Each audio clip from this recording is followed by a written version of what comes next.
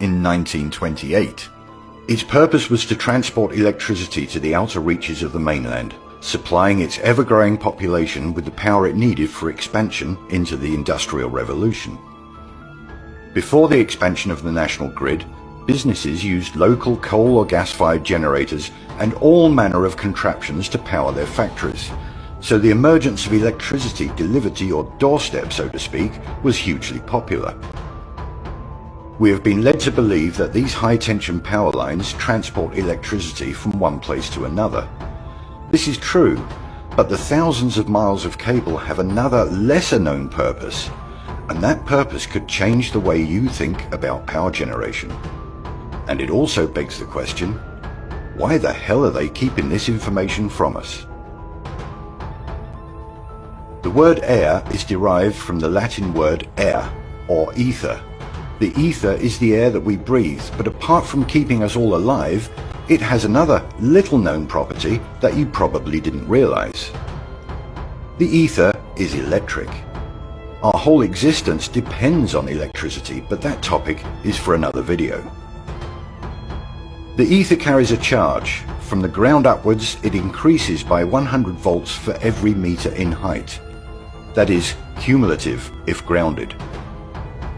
This energy can be harvested from the air, ether, by hanging very long wires high up on pylons stretching right across the country. Have you ever wondered why these thousands of miles of cables are supported on huge, mega expensive and very ugly pylons, when it would have been much easier and much cheaper to run these cables under the ground? Or how about under the existing roads? Nope.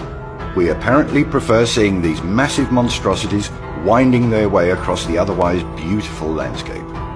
And I don't know about you guys, but I've never in my 50 years of driving all over the country ever seen a new line of pylons being erected.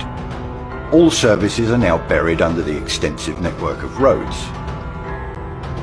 A quick search for your local area on Google Earth will show you power lines and pylons. If you try following some of the lines, you will find that some of them start and finish at the same substation. So they're transporting electricity back to where it came from? I think not. No, this network of high-tension lines is generating or harvesting electricity from the ether. So apart from the infrastructure itself, it's abundant, it's absolutely free, it's absolutely renewable, absolutely sustainable, and as green as you could possibly get.